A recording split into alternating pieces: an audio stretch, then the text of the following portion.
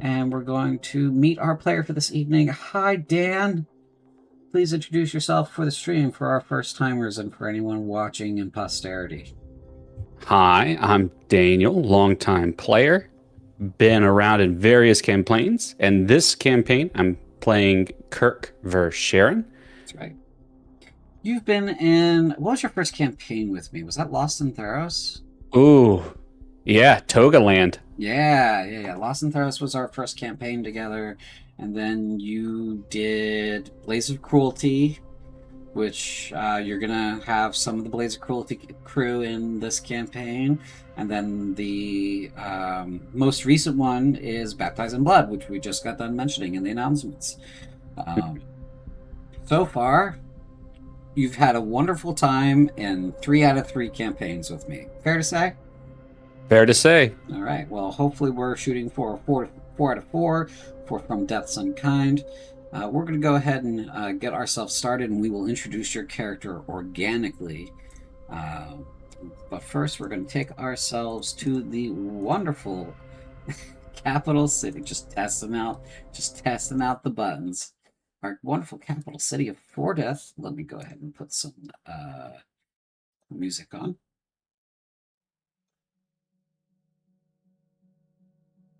And get that going. I think this track put Raven to sleep the other night. Oh. I'm not sure if you were there or not, but Raven is, for those of us that don't know, Raven lives across the pond. It's very early in the morning when Raven joins us for campaign sessions. A wonderful player, wonderful person. They're usually very tired near the end of a session. And if I put something soothing and soft on like this, out like a light. Well, because it's 2 a.m. Yeah, because it's 2 a.m. So we are here in the capital city of Fordeth. Let me go ahead and do our little read-in for Kirk. Find yourself in the lobby of the Ariash Theater of Performing Arts. It's noisy. The crystal glass in your hand is cold. A piece of ice floating in the beverage is slowly spinning and melting. You're here for a show. In your inventory, you will find your admission ticket for Lease the Musical. This is what you're here to see. That's right. That's your ticket. So it is. Yeah. So go ahead and describe Kirk and what he's drinking. So Kirk is, just this kind of stereotypical brutish-looking male fighter. He's about 5'11", kind of sunbaked from being out in the lines. Definitely an outdoorsy kind of guy. Brown eyes. Middle-aged, so in his 30 or so. Black hair. It just kind of blends into the background, really, whenever he's not like actively moving around.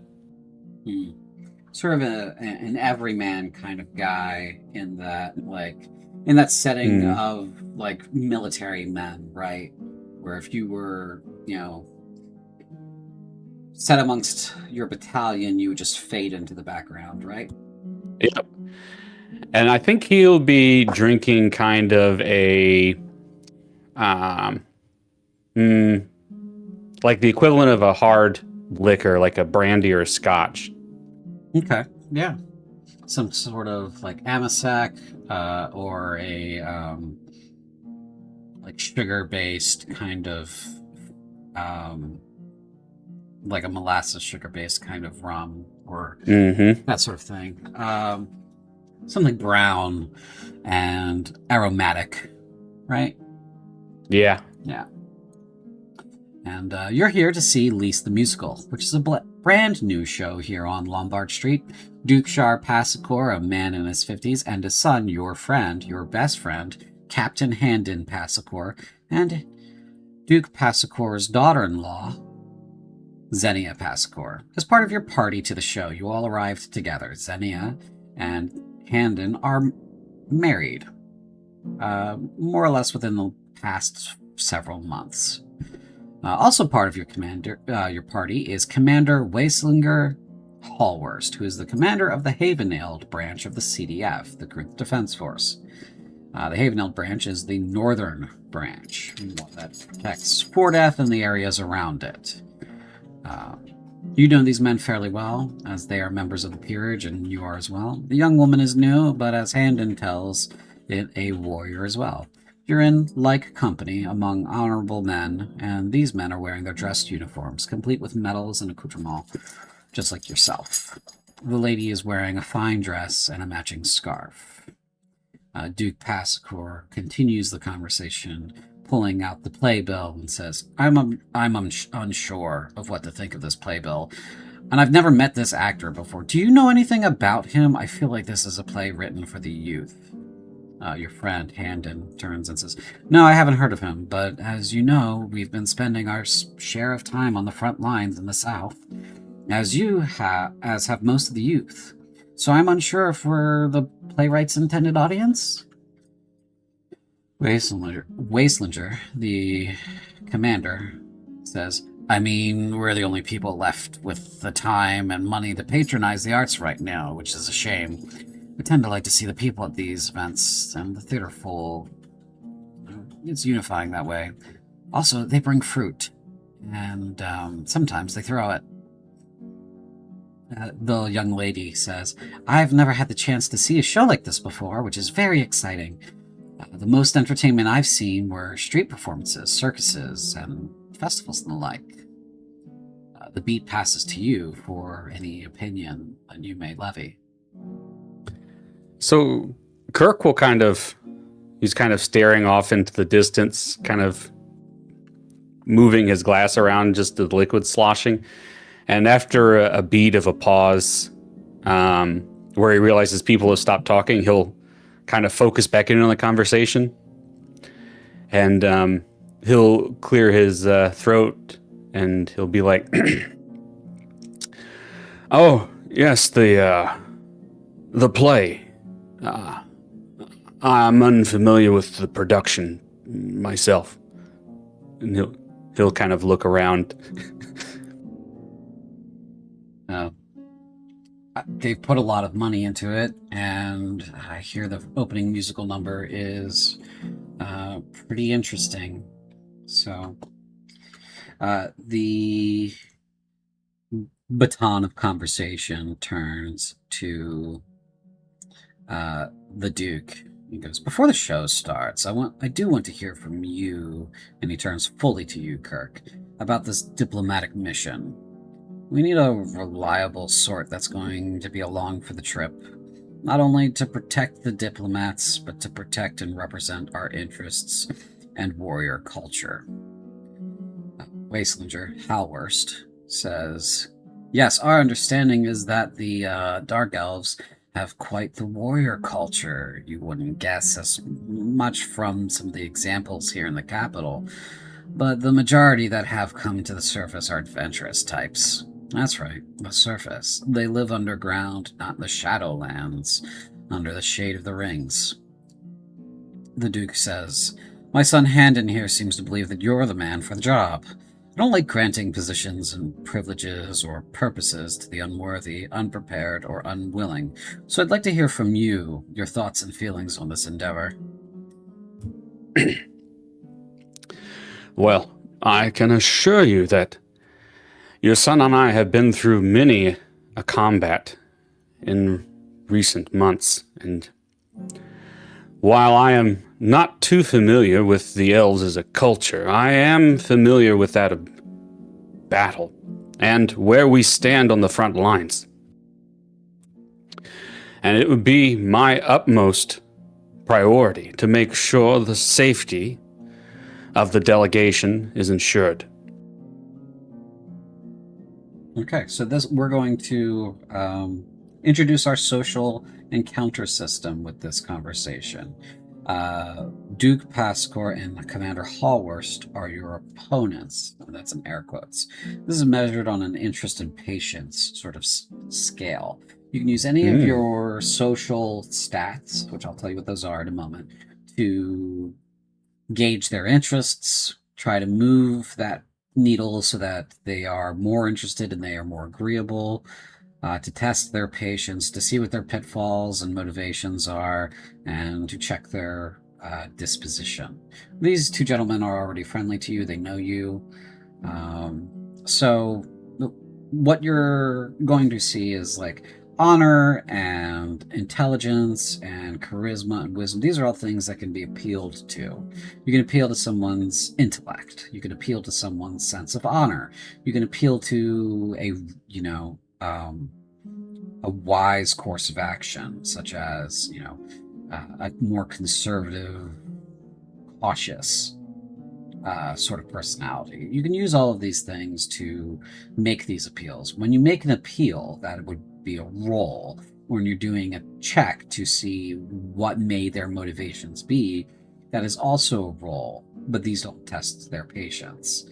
So appeals test the patience, but stuff like an insight check or a perception check to give you clues about the person do not test their patience. So far, you've made an appeal, one to sort of persuade them into having faith in your abilities. Do you feel like that is more of an honor check or more of a persuasion check? I kind of feel like it's more of an honor check because he's very prideful of his service and of his record and history. Okay. So yeah, we'll go with an honor check. Okay, so go ahead and roll me that honor check. You're demonstrating that you've already got a proven track record and you can be relied upon. 16. That's pretty good. Commander Hallworst says, well, you've already got an impressive track record, and Handon has recommended you. We wouldn't be here talking about this if that wasn't the case. I know that you feel like your place is on the front lines. Do you see yourself taking a back seat to fighting and letting the diplomats do their job? Or do you think that will be too passive for you? I think, as a clarification, sir, my position should be whatever best supports our chance of victory. And I believe that while this will be a more passive role, hopefully, in the delegation to the elves, ensuring the protection of these delegates is one of the best chances we have.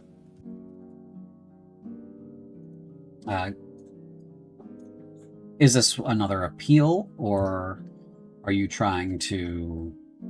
Oh, I'm going to appeal like crazy. You gave me role opportunities. Okay. Do you think this is more of a charismatic sort of kind of wiggling through, or... I think this one's more of wisdom, even though it's not my best stat. Mm-hmm. Okay. Trying to appeal to a more conservative, more knowing your place kind of position. Yeah, the enemy of my enemy is my friend. Yeah, gotcha. Okay, go ahead and roll the wisdom check there. Can I roll a wisdom save? No. Okay. Very good. Wow. So, don't get used to this. I won't. So the Duke turns and says, well, with you along, I'm fairly certain they won't be so out of their depth, especially when it comes to convincing the Dark Elves that we are a worthy investment and that we will not spend that investment on people who can't meet the moment. So, I think what we'll do is we'll back a little more funding into this so that you can have confidence that we are backing you as well. But that's about enough of that for now, I think. The show should be starting soon, and my drink needs refreshing. And he walks off, leaving you alone with Handon, Xenia, and Wace.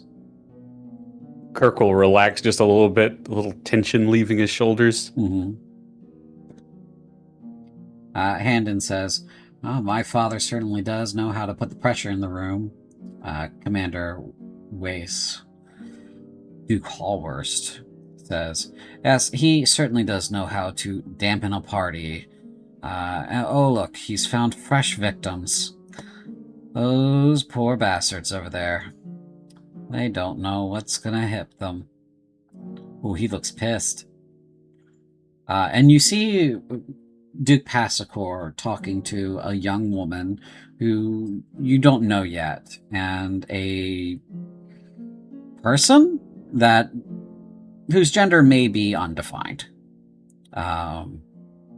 Both well dressed, seem to belong here, but you can tell from all the way over here that the Duke's face has soured, and whatever conversation is happening over there is going awry. And Handon goes, "Well, I should probably go over there and at least trail behind him to mop up any messes that may be happening. I'll see you in our box." Kirk's eyes will kind of narrow at him just a little bit, but he'll nod. And Xenia follows and says, "See you shortly." He'll do another soft nod. And leaving you alone with Commander Hallworst. He turns to you and goes, "So,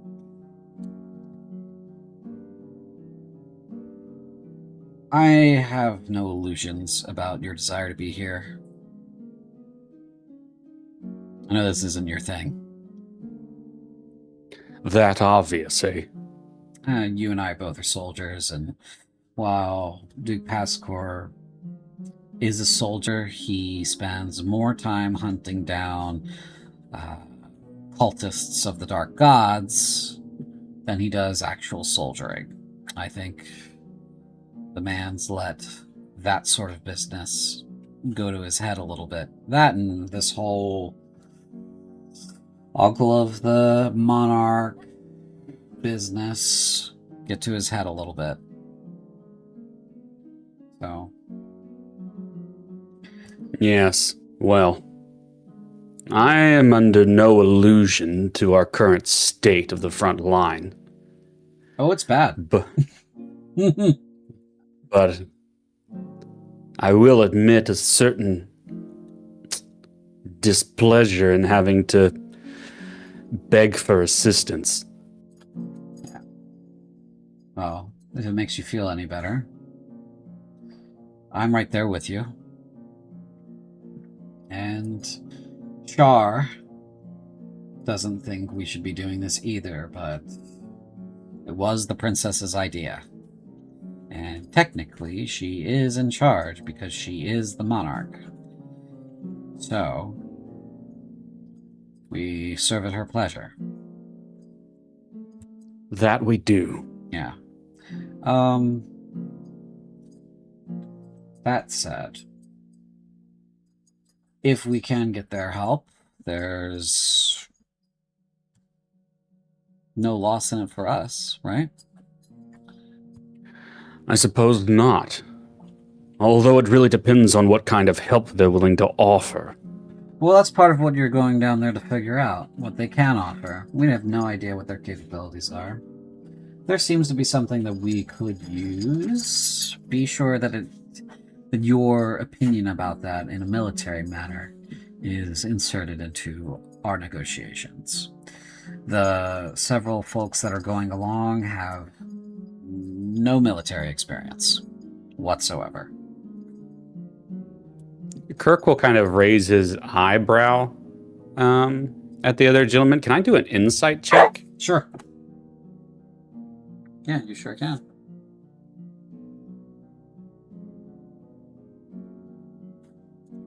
Wow. You are rolling hot tonight. This is the first time in years. I know. Kirk is blessed to succeed.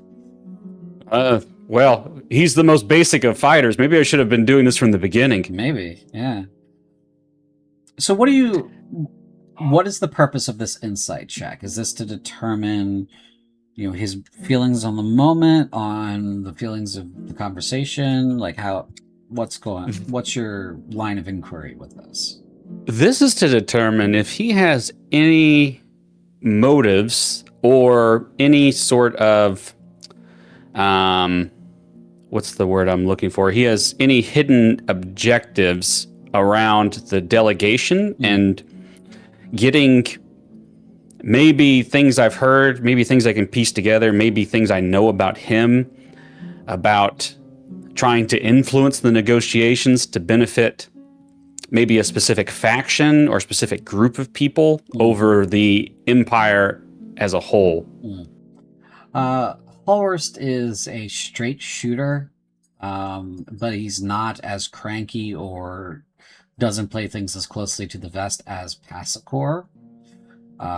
He is a bit of a depressive. His son was recently killed, maybe a little over 2 years ago. So his current heir is a bastard, and she's young. So he's kind of in a precarious position as a duke, that that about him.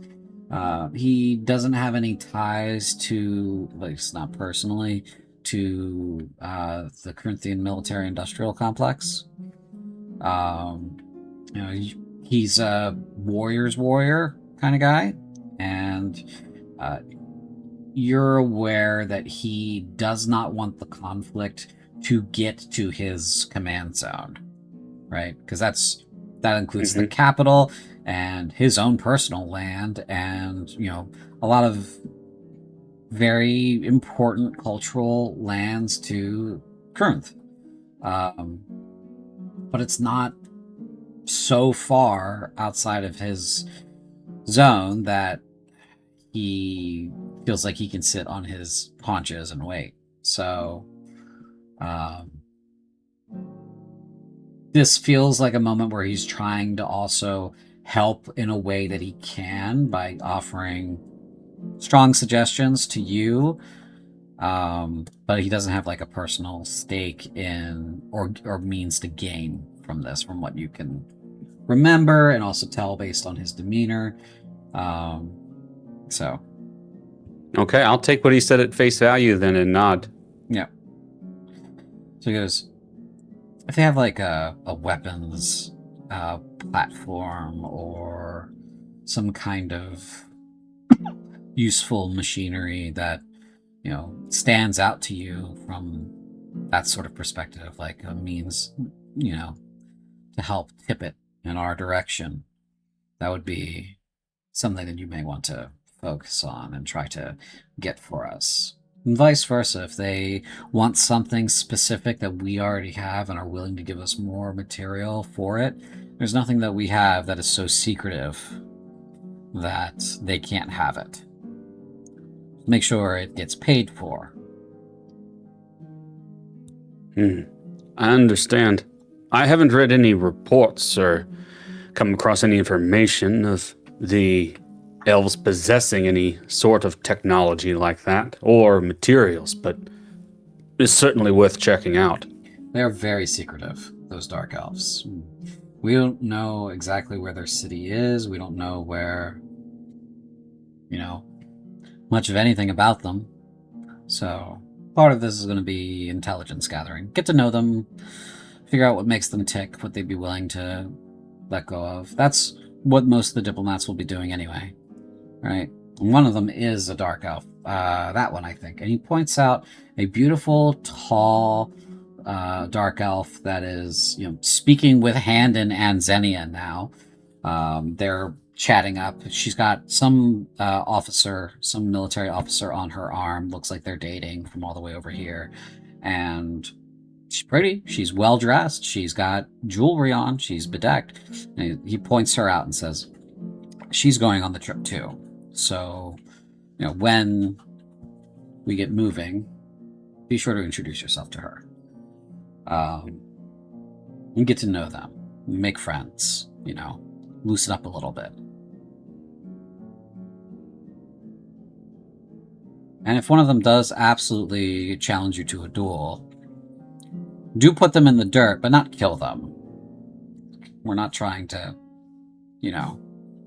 spill their blood or make them, not like us. I just feel like I need to put that out there very, very sternly and openly so that there's no misinterpretation about that.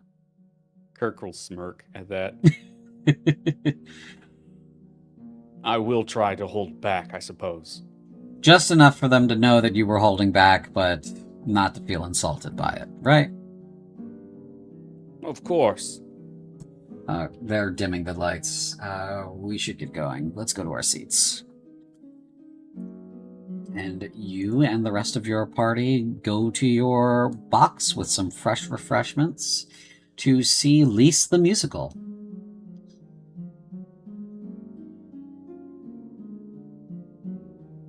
I just got it. This is a play on Rent.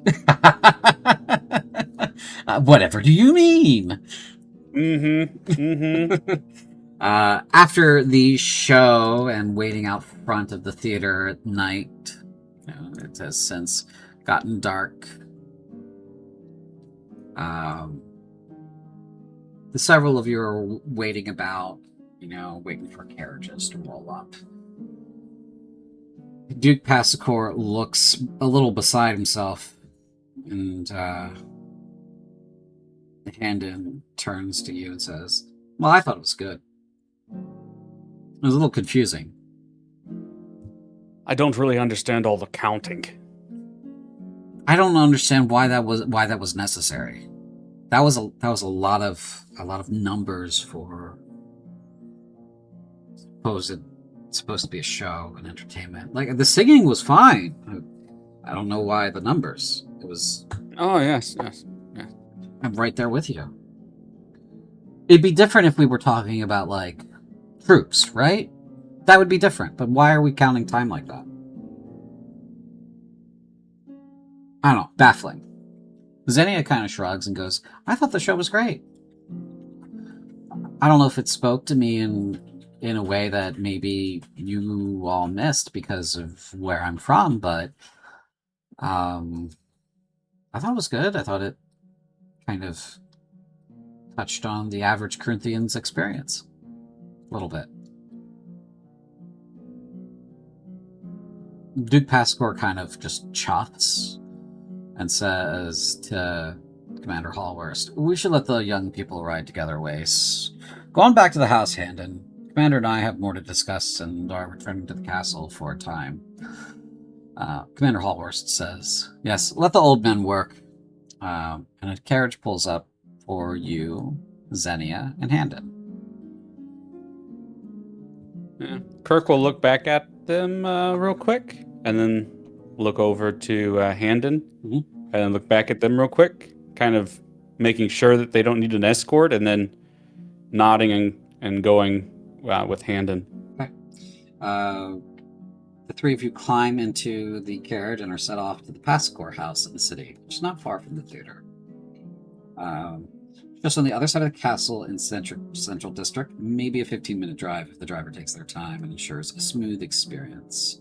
So, you are now alone in the carriage with your friend Handon and his new wife Xenia.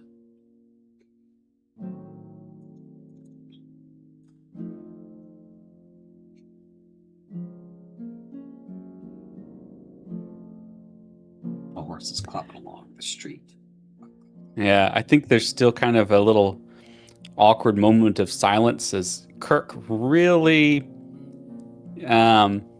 he doesn't really quite know what to do as Xenia still. Okay. So it's more like that kind of hesitant politeness, right? But I think the awkwardness is mutual here. She doesn't know how to address you, it seems. And Handon kind of pipes up and says, "Well, Xenia was in Salamanders as a infantry uh, trooper for a while. She looks a little uncomfortable at the mention of this.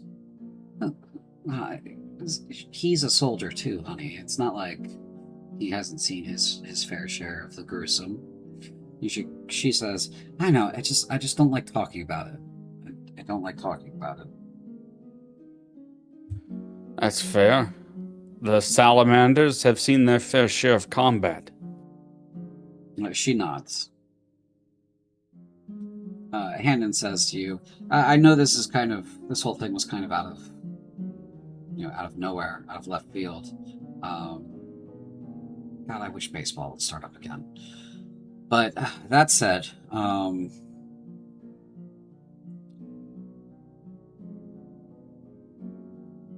know this came out of nowhere for you, and I know you'd rather be fighting and putting demons to the sword. But I think your presence is going to be really valuable on this, and I kind of want to hedge our bets so that we succeed. Father's not particularly keen on all of this, but I think you gave him some confidence today. Hopefully, it wasn't demolished immediately after. I didn't really get a chance to catch up with him about it, but I think this is important. I think we're going to need this. Well, you always did have more of a mind for the political side of things. Now, don't spit it like that. It's important. It's not as all. Is it important? It is. It's not tasteful all the time, and it's not clear cut all the time like war. But not that war is particularly tasteful, but at least it's clear cut, right? You know who the bad guys are. You know what you have to do. Politics, it's muddy. I get it, but it is necessary. We have to maintain relationships with people. We have to work with them. We can't just always draw a line in the sand. My father's not well liked, but people work with him and they trust him because he gets the job done. And that getting the job done makes everybody else's life easier, even if he is a bit of a grouch at shit like this, you know?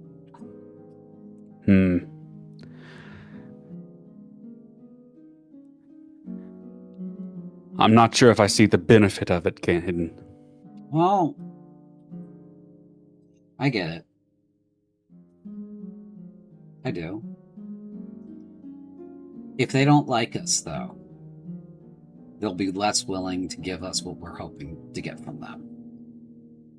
And what are we hoping to get from them? Material support.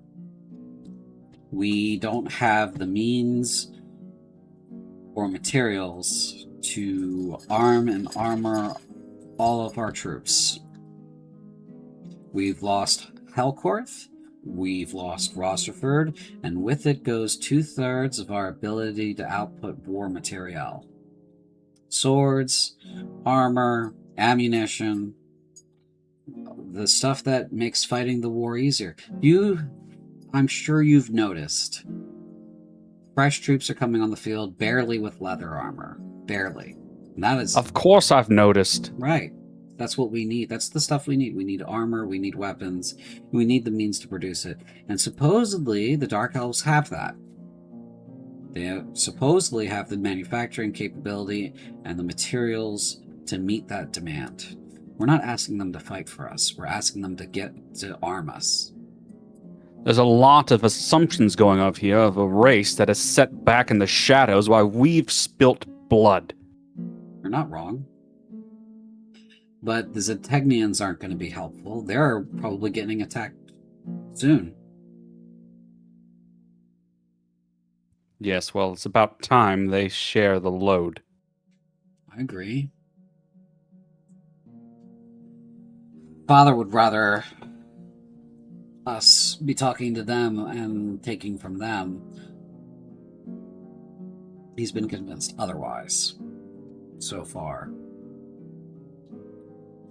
That particular theory is because if Tal's forces are split on two fronts, it'll be that much easier to win.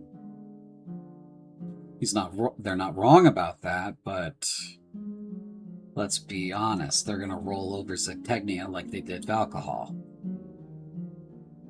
Maybe a year, maybe 2 is how long Zectegnia will last, in my estimate. So that gets us to where? 1053? And then we'll have no human allies left. Even if that's the case, how do we even know the Dark Elves will want to trade with us? We don't. It's a gamble. It's a gamble. The worst they can say is no and send us on our way, and then we've got till 1053 to figure it out. Because we can hold them at the wall for maybe 2-3 years, right?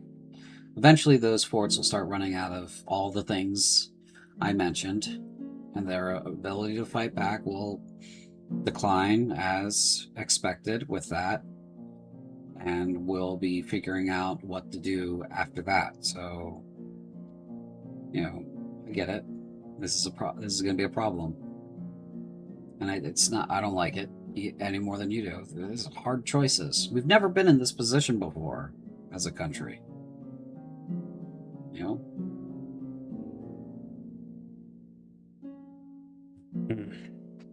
Xenia kind of turns her eye to you. She's been looking out the window, kind of getting a good view of the castle while you guys maneuver around it, and says, "It's not because they're women, is it?"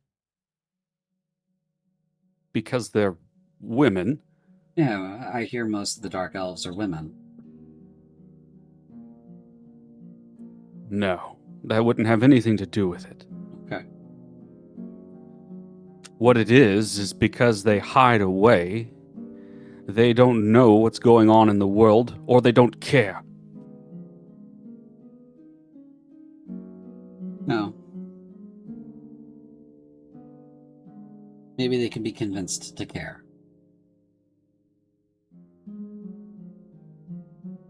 And maybe they don't know, and maybe that's why they don't care. One does not beget the other.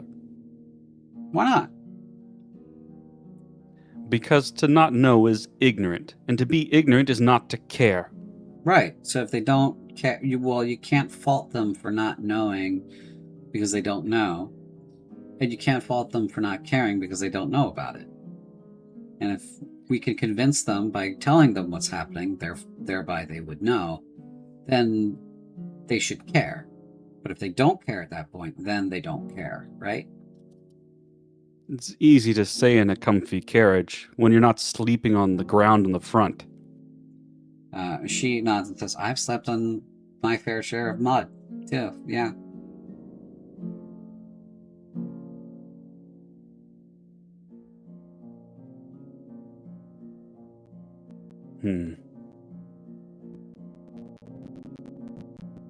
And says, "Come on, old friend. None of us here in this carriage are those types that sit back in command posts and have never led a charge themselves, right?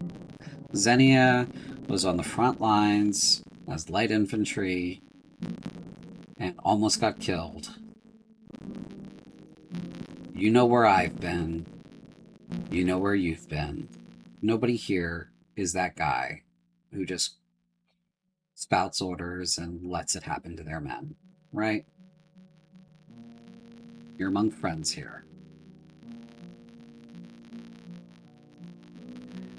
Kirk will twitch a little bit, but he'll try to cover it up.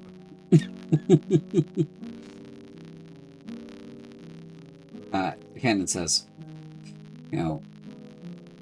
if my father wasn't so nervous about all this, I'd probably be going off to either Ackelberg or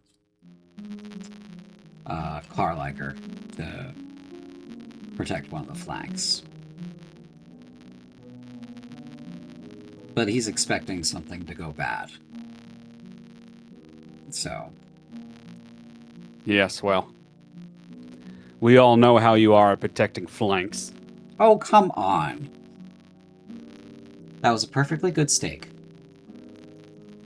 It was on the floor. I didn't want it to go to waste. for over an hour. Listen, I was very hungry.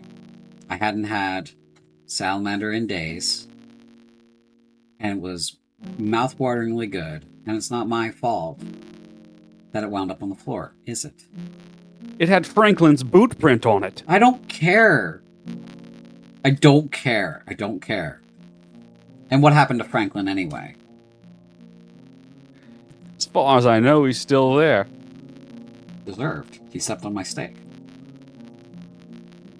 And he laughs a little bit. And he goes, I missed you. Listen, by the time you get back, things will have settled down, at least here for me.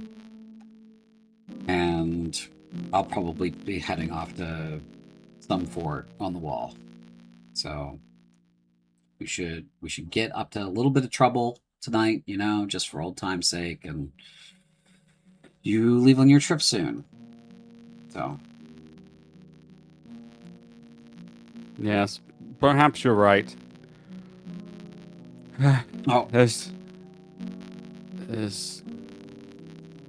just an uneasy feeling about these dark elves. because they're so tall and pretty? Is that threatening to you? Really? I'm just That's where you're going? No, I don't know.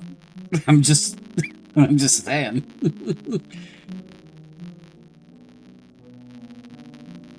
What has she been doing? You know, it's not even. I'm not even going to go there. What if Don't what have I push your been insecurities onto me. We've been through this. Hendon, is there something I should know about this? I don't know what he's talking about, dear. No idea. And let's keep it that way. Okay. All right. Oh, We said what happens in the barracks, stay in the barracks. Okay. You put that line of joking away, sir. Don't listen to him. She goes, "Oh no, I'm well aware of what happens in barracks between all of the consenting adults of both genders because they don't bother separating us for any reason whatsoever." And Handon goes, "Right. You two are in cahoots. Both of you. Both of you are in cahoots to just make me uncomfortable." Xenia goes, "Yeah, when did you figure that out? It took you long enough." You guys pull onto the street that the Pascore house is on. This one. If you would. Perhaps if you thing. offer to buy the drinks tonight, I'll tell you the story about how we filled his boots with salamander lard. Oh, well, I was under the impression that Handon's family has already stocked the kitchen with some nice ale and wine, and we're just going to have a nice little kickback at the house. Maybe, Even better. Maybe a skinny dip in the pool. Who knows? And Hannah goes, "Oh, okay. Here's the street. Let's pay the driver and walk the rest of the way." He gets out of the carriage, pays the driver, and the rest of you pile out. As you round the corner onto the street with the house, you happen to see that a street fight has wrapped up down the way. Down the lane near the Pascore house, there is a young man, a group of them. There's one that stands out over several other people laying in the street. The driver pulls away and turns around and heads back to the theater, presumably. Andon looks over at this scene and goes, "Oh, that's unfortunate. Xenia didn't bring a weapon, but I've got mine. I wouldn't mind going over there and seeing what that's about if you've got my back, Lieutenant." Kirk will rest his hand on the hilt of his sword, which is a fairly decorative sword, so he kind of can wear it with his formal attire and with his regular kind of clothes, so he'll nod. She says, "All right, I will hang back here because I'm a bit of a liability without a weapon." The two of you approach this group of young men, and the apparent leader kind kind of turns towards you. He is well dressed. There are 3 others with him. The people on the ground are poorly dressed, clearly common people. And what these people were doing on the street is not obvious, but pretty much everyone on the ground has been stabbed multiple times. The young man who's the lead, kind of a foppish type, goes, just who I was hoping to see. The military. You could call for someone to roll this lot of filth up and get them off our street.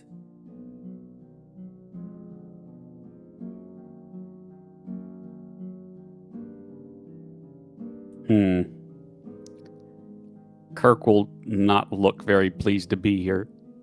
Mm-hmm. I suppose, can we do a quick perception check before things escalate here? Sure. Like, just an overview of the 2 different parties. I know one was much less dressed than the other one and has been stabbed, but kind of a vibe check. Sure. Roll a vibe check. Roll your vibe check. You wanted to use perception, yeah. Oh man, I'm really happy with the dice today. So your vibe check here, based on what you see here, this is the classic bunch of rich fops bullies some homeless people situation you've stumbled upon. This guy in the front here appears to be vaguely important. He's got a crest on his gambeson. You're familiar with this particular family. It is Farfallas. They are related to the Farloda. They are kith and kin to them. So this young man is a nobleman, which explains why Handon has hesitated thus far. Since Handon is a captain, I should technically let him lead. Right. But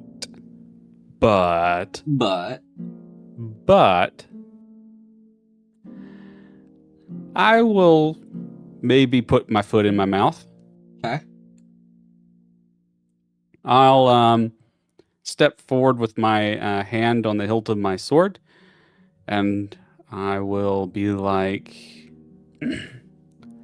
perhaps, my lord, it's time for you to retire for the evening and let others take care of this.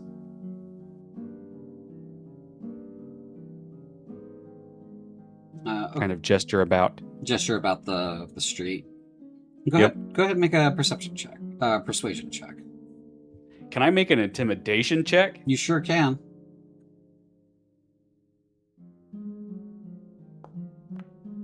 Oh my god. Oh yeah. He says to you, I suppose it would not do to spill blood in front of the homes of the peerage. There were other ways to send them off. I shall endeavor to right this wrong and not make the same mistake in the future. Come on, fellows, let us quit this field and make merry elsewhere. Some drink, some food, some good times. Let us leave the rats in the street. And him and his cohort gather themselves and leave the street. Kirk will tap his finger against the hilt of his sword. Hannah comes over and says, well, you definitely sent them packing. Yes, well, if they have that much energy, they should go to the front. I agree. And he gestures for Xenia to join you two. She begins to walk down the street to meet you. He goes and says, let's go into the house, get her settled, get ourselves kind of settled. I'll call for someone to come pick these folks up post-haste, and we can get on with our evening and let the people who can help these folks help them. Yes. Well, let me see that they're all right first, and then I'll join you and Xenia in the house. Sure. So he goes and he escorts Xenia into the house, leaving you alone in the street with the people who have been wounded. I'll just quickly double check on him, set him up, make sure there's nothing critically wrong, and tell him that someone will be there to help them. Okay. One of them's dead. They've bled out in the street. Looks like this happened a while ago. And they were just, the guys who were here were just basically toying with them. A little bit of a psychopathic kind of behavior. Yes, those three, I know which direction they went off in. You do. They went out the opposite end of the street.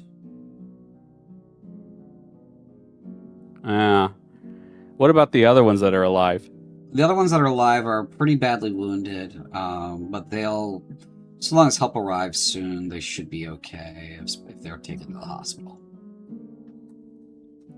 Oh, thinking of doing something stupid. Hmm.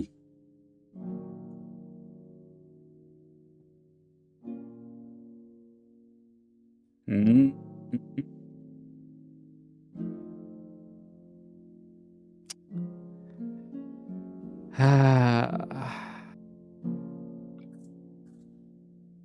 As you begin to look like you're about to do something stupid, it's been long enough, and Handon kind of pokes himself out the door and says, Kirk, I've called someone to come help. They should be here soon. Good. Kirk will start walking down the street. Oh, come on, brother. Don't go chasing after them. I've already reported that the little bastard did this. They'll catch up with him. They know where he lives. Kirk will pause for a moment, and he'll look over at Handon. Do you want to be the one to start a fight with the Farlota, or do you want the Corinthian military to hand down a judgment? Because if you go fight them right now, it is just Kirk Verscharen who has meted out justice.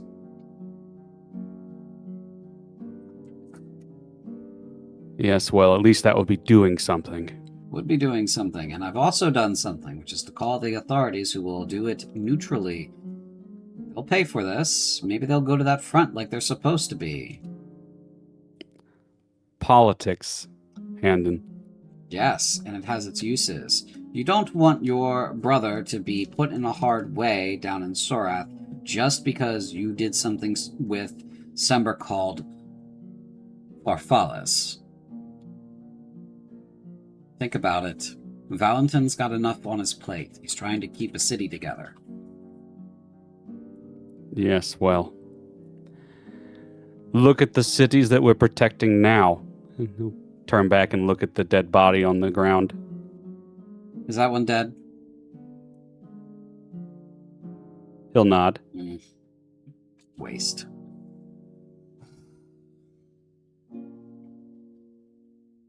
Well, that'll definitely send the little bastard off to the front line and his friends. So we'll all get what we want. He'll get to stab something in the face that's worth stabbing, and this man here will at least get justice. So, and you hear the steady beat of hoofs on the streets. Someone's on their way. Kirk will kind of spit on the ground, but then he won't walk any further down the street.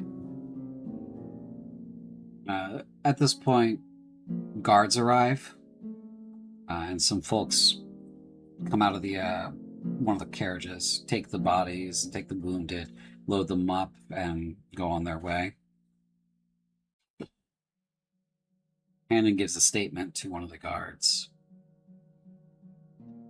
One of the guards comes over to you, asks for your statement. Do you give one and a description? He does. Okay. The guard says to you, "Thank you for cooperating with our investigation, sir. We will be sure to follow through with this and make sure that justice is served." See that you do. The guards depart. Half of them go down the street that the pups were seen exiting, and this one side here. You guys are up here, but they're seen exiting this way. And Handon says to you, "Well, we should go inside."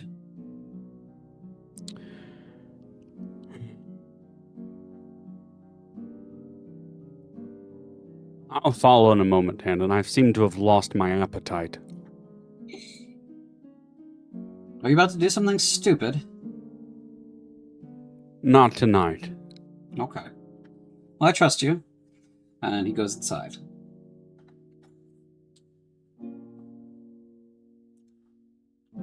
Kirk will kind of go for a little walk around in the opposite direction. Walk around the block, though. Mm-hmm. Okay. You go and walk around the block and down this way of the street. He's kind of used to patrols, and actually being in the city here is making him a little uneasy. The night is quiet here in the capital as you meander around the block. These homes here belong to nobility.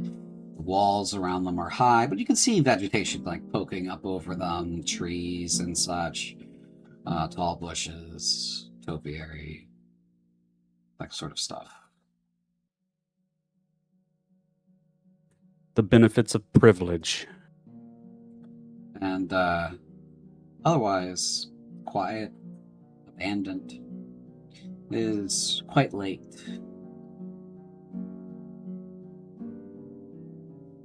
He won't stay out too long, maybe just going once around the block and then returning back to retire. As you get to this corner here, you kind of see you idly look over in this direction, which is where the academy is.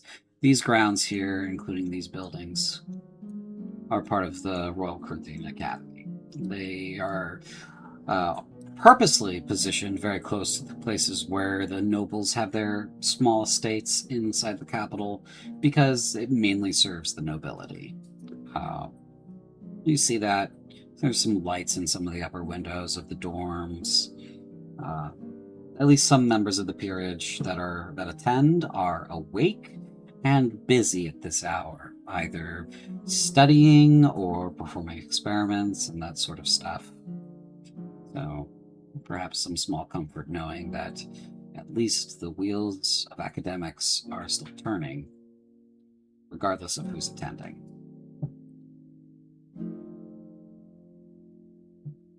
As you make your way back around to the front of the Pascore estate, you see the door has been left unlocked for you. The servants have already gone to bed, so there's no one there to greet you. You know that this is Handon at work here, because he knows that you do not enjoy the trappings of privilege. Basically leaves you to kind of deal with things yourself. The estate here, the house itself, is quite spacious and lavish, well furnished, well pointed, artwork present, little statuettes and portraits and crown molding and all that kind of fancy sort of decoration all about the home. As you proceed in, I assume you kind of get a little more comfortable, take off your boots perhaps, or that sort of thing, like loosen your collar. You'll find Zenny and Handon out back by the pool, kind of sitting on what amounts to like lawn chairs. Moon is up. It's somewhat full, giving you a little bit of light. There's a bottle of wine on a small table. They've already set a chair out for you, and they're just kind of hanging out there. A little bit looser on their party, in their clothing than they were at the theater. And says, "Well, how was the neighborhood? Quiet? Boring?" Nothing to report. Kirk will walk over and look at the spirits that are available and grab something kind of, again, brown, florally, like a rum or whatnot. Like a, how do you think he feels about, amaretto. That's a good choice. Okay, definitely something akin to an amaretto available. This is a duke's home, his city home, and as you pour yourself a glass of it, Hannah goes, "Father's gonna be so mad about what happened out front." Yes, well, as he should be. I'm not looking forward to telling him, but I should be the one to tell him when he gets home. But I'm sure he's going to hear about it because Wace and he are up at the castle doing castle things with General Kimmel. So, Kirk will down his glass and then pour him a second one. Yeah. Old men are making all of the war decisions, sending young men to die. Xenia goes, and women, young men and women. We're all dying out there.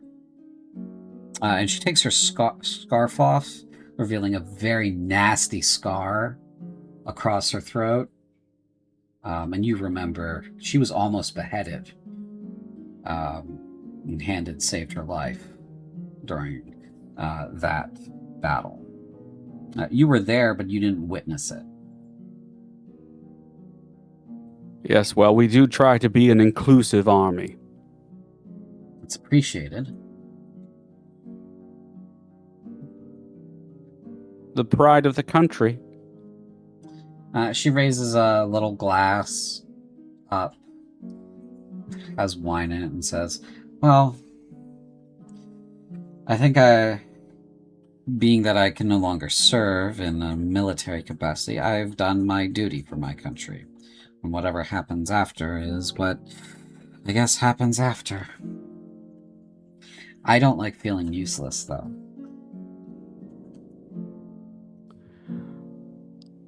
Of that, I completely understand. You're going on a fancy pants mission, though, Kirk. I get to be a housewife. Not even a housewife, right? I don't have chores. I have servants to do those chores, right-handed? And he goes, yes, you have servants to do those chores. And if Father caught you doing any chores whatsoever, they would get in trouble, not you. So don't do any chores. She kind of, rubs her temple and goes, why is it so complicated? Why is all of this so why does this have to be this way? And Handed shrugs. Yes, well, we all have our parts to play. You see, I have to babysit a delegation, whereas you need to get to bearing future soldiers. She rolls her eyes and goes, ugh. When you put it that way, it makes me feel like I'm some kind of machine, and I'm not a machine. I'm a person. I mean, between the two of us, Kirk, Handon, you're not part of this conversation. He looks put upon for a moment, and she goes, I wouldn't mind having his children. He's perfectly handsome and he treats me very well. But I don't want that to be my job, you know? That's weird. Gross. Right? That's gross. Don't put it that way. Never say that to anyone ever again, Kirk. Well, just think of all the combat drills you can instill upon them in the morning. She goes, well, yeah, and also baseball, but you're not wrong, but also I don't like the way you put it. Yes, well, whenever one gets told to babysit a delegation, you kind of learn to rephrase. You're getting there, I would say. You're getting there. Politics. Kirk will take down his second glass. Hannah goes, maybe, yeah, no, you're right. You're learning. Politics. He downs his glass, pours himself another one, pours you a little bit more, and says, so that brother of yours and that sword of yours, is he still charged up about that? Last we spoke. Look, your grandfather gave it to you, and as far as I'm concerned, that makes it yours. Just because he's inheriting, just because I don't mean to put it in any crass way, but if you knew her, you would also put it this sort of way. Just because those two are fucking doesn't mean he usurps your position in your family. But if you don't mind me saying, Zala S. Charon kind of lost her head a little bit ever since Nikolai got in all that trouble with the manifolds. It's quite the situation, wasn't it? Ugly business. Is that what we're calling it? Well, it was ugly and it was about business. Fair.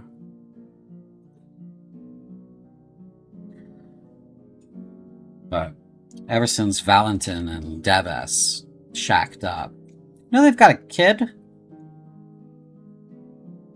I'm aware. They've got a couple of them, and he's been unbearable ever since. I just want you to know your brother's unbearable. I'm glad we agree. So, Xenia helpfully states, I don't have a brother, so I don't know what that's like, but is there any chance the two of you could make up? Well, I suppose if he was to, walk off into the countryside, never to return or make claim of any of our family possessions, and write a letter apologizing profusely. I kid, of course, but the relationship is a bit strained. She nods. We just don't see eye to eye on many of things. That being said, he is my brother, so... Cannon says, it's sort of like how Helen and Kayla don't really get along too well. And Kayla is Handon's sister. They were born in the same year, but on opposite ends of the year. So they're not twins, but they are within 10 months of each other. And Helen is a year younger. They're both his sisters. It's kind of like how Kayla and Helen don't like each other because they're very close in age and they're both girls. And Helen steals Kayla's clothes and Kayla steals Helen's shoes, and kind of escalated from there to the point where now they actively sabotage each other's future prospects. So. Yes, well, it's a good thing you can choose your family then. I guess so. Xenia and I get along famously, and she goes, that we do.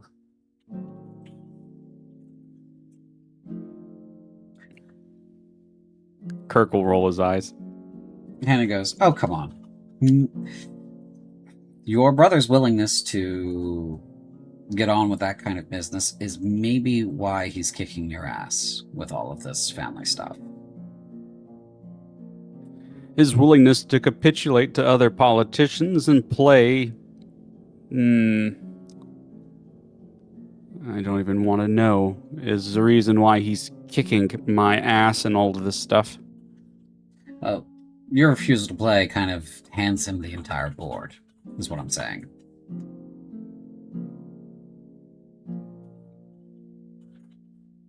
Well, it's not important.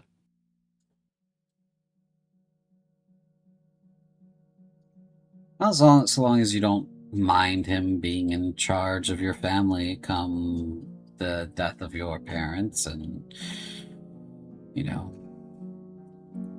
being the de facto leader of your portion of the house. I think Kirk's hand will tighten on the glass, making that uncomfortable creaking sound. Mm-hmm. He goes, well, I'm not trying to make you upset. I'm just saying we don't talk. I'm trying to catch up. This is my position on it. If you want my help, I'm happy to help you. But that's the reality. Yes. He's going to wind up inheriting everything. And inheriting everything that the Charon have through Devas. Because you won't play the game. If you want my help, I'm offering it. If you don't want it, I understand. Kirk will nod. Think about it, and the offer is there, so long as we both live. Should you decide 15 years from now that you want to start taking all of that seriously, because that's your time to do so, and you feel like that's when you want to, I'm happy to help. So long as you're not dead. But I would say if your parents kick off before that, and Zella S kicks off before that, leaving that power couple in charge of Charon and Sharon, then you will be in a much harder position to get anything that is rightfully yours, is all I'm saying. So sooner than later, maybe before your parents die. Yes, well, maybe after this delegation, it will be something to consider. It'll be that much easier if you come home with a beautiful dark elf on your arm. Just saying. Xenia kind of slaps him on the arm and goes, "What is with you tonight?" I don't know. Maybe it's all the booze making me feel a little uppity. Maybe it's the fact that some men were stabbed in front of my father's house, Xenia. Maybe that. Maybe my best friend coming up here and then immediately departing for some mission to some fucking place, and I may never see him again. Maybe that's what's got me. It's a lot of things happening tonight, Xenia. A lot of things happening tonight. I'm not mad at anyone. I'm just upset. And this is why we don't let Hayden drink. I am not a sad drunk. I'm not. I don't know why you say that. Mm-hmm. He'll gesture over to him and look at Xenia. This is what you married. She goes, no, I know he gets like this. I'm okay with it. He has emotions and he's allowed to have them, and she pats him on the shoulder. And it's okay. Kirk will roll his eyes. You have emotions too, Kirk. You're allowed to have them. They're part of being human. There's this whole goddess who gave them to us. Her name was Liquidor. She's kind of important. Mm-hmm. Kirk will scoff at that and down his drink again. I'm just saying, it's not a bad thing to be in touch with that kind of stuff. Rage isn't the only emotion you should feel.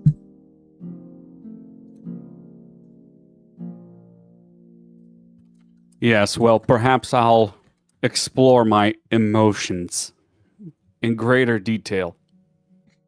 Okay. It's a promise. In the meantime, I think Hayden here has enough expressing of them for all of us combined. Hayden goes, "Yes, keep calling me Hayden. That's going to make me feel better. It's Hayden, and you've known this since we were boys. There's an N there. Hayden." Yes, but you remember when the previous captain kept on mispronouncing it and you didn't correct him for 3 months? He was the captain. What was I supposed to do? Just walk right up to him and be like, "By the way, sir, you've been mispronouncing my name for the past 3 months. My name's Hayden Passacor, not Hayden Passacor." Was I supposed to pull a, "My father will hear about this"? I don't think so. It wouldn't have looked good. 3 months. I'm just saying. 3 months. It was 3 months. It was insufferable 3 months. I dealt with it. like a good soldier. It's not my fault that guy was an idiot. It was really funny, though. Yes, well. Xenia gets up and says, well, it's time for me to have a swim. A nice, sobering swim, and then bed. And she goes over the pool and kind of like wades in a little bit. Ooh, this is cold. This is really cold. Never mind. And she turns around and gets out of the pool, kind of like tap dances her way over to the chair and goes, oh, that was really cold. She sits back down and goes, I'm going to need another drink. It's warm me up. Hand and pours her another drink.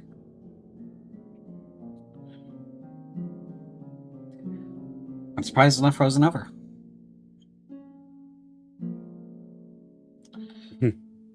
Well, perhaps it's best to tune in. Listen, Kirk, don't go falling down some deep dark hole down there, okay? I want you to come back, okay?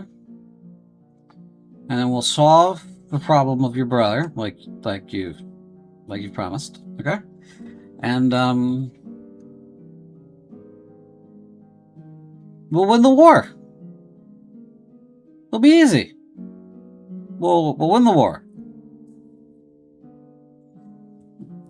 So Kirk will kind of walk over to Handon and tap him on the shoulder, just kind of pat him. Yeah, buddy? Of course. I know that look on your face, Kirk. I'm not drunk.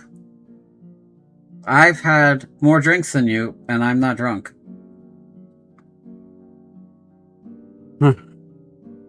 And somehow you've made captain.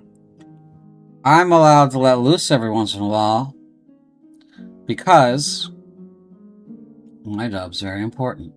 I'm a captain.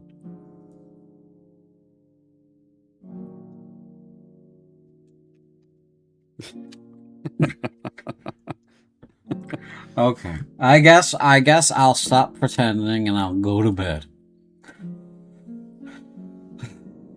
That was a good night. I guess. All things considered. I'm not looking forward to the hangover in the morning. And he gets up. Or speaking to your father. Oh, don't remind me. If anything's going to make me want to throw up, it's that. Okay. Let's go to bed, Xenia. She goes, yes, okay, let's go. Everybody goes to bed. And he staggers off towards the house with Xenia. And kind of arm in arm, kind of like swaying back and forth and staggering, the two of them. If you follow, you follow. If you don't, they leave you here by the pool. By your onesie. I think Kirk stays by the pool for just a little bit. He's still kind of idly tapping his the hilt of his sword with one hand while he holds his glass in the other. Kind of thinks about a little bit of regret not stabbing that noble. But knowing that was for the greater good still doesn't help him sleep at night. All right. After that, Kirk retires for the evening. Yep. Okay. The following day, let's go ahead and just change the lighting here, just for the funsies of it all, and change the music to this. All right. The following day, Kirk has the city at his fingertips to help him prepare for his trip. What sort of things would Kirk be looking for to prepare for his trip? Definitely health potions, antidotes, medical supplies. Sure, yeah. Go ahead and give me an investigation check.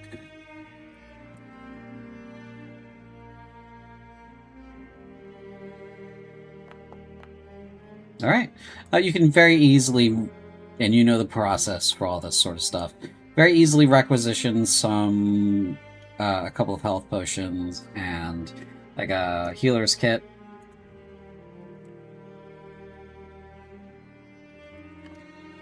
And you said antidote? Antidote, health potions, bandages. Okay, so healer's kit.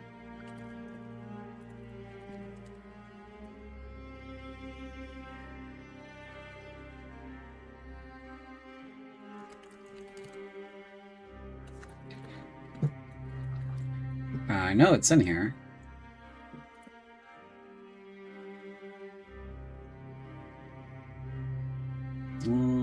Potions. Antitoxin, that's what it's listed as. Right. I have an expense account, and I'm not afraid to use it. The Duke has seen fit to make sure that those needs are met based on your prior performance with, earning his confidence.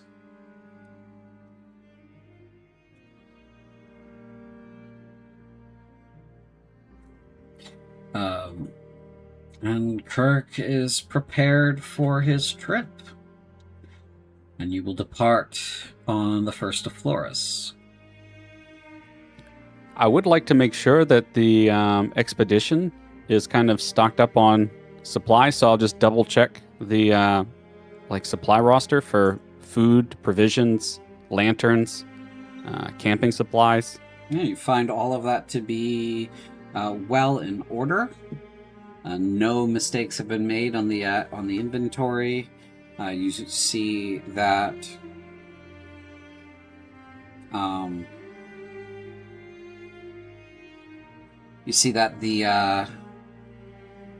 the guides are a couple of Darthaki men out from Grossjäger, and they will be arriving that day to come and pick everybody up and guide them out. So all that's been handled by the administration. They've got, all fees paid, all supplies stocked and ready to go, travel arrangements made.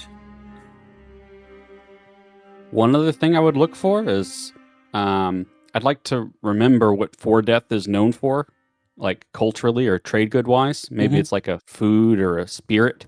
Sure, yeah. It's in the heart of grain country, Corinth. So stuff made from grains, very available. That goes as far as food and as far as liquor. Haven Ale Pale Ale is very popular up here. So I'd like to make sure to requisition a cask of that and maybe a couple of more fine liquors as delegation gifts in case the need arises. Sure, yeah, you pitch that idea. The diplomacy office takes care of that for certain. Yeah, and then once I'm satisfied that that is all in order, then that's good. Okay. Well, Kirk will be seen again in our first session of From Depths Unkind, coming this September. It was a wonderful, wonderful experience to have you, Dan. And this is going to be we're going to have a great time together in our upcoming campaign. Yeah, and this is how Kirk's going to roll nonstop. Just 100% super serious all the time. Got it. Always above 18. All right. Both ways. Well, we will see you all then, and tune in for our next session next Wednesday for the campaign wrap up for Game of Darkness. We'll see you then. Have a Bye-bye. Bye-bye.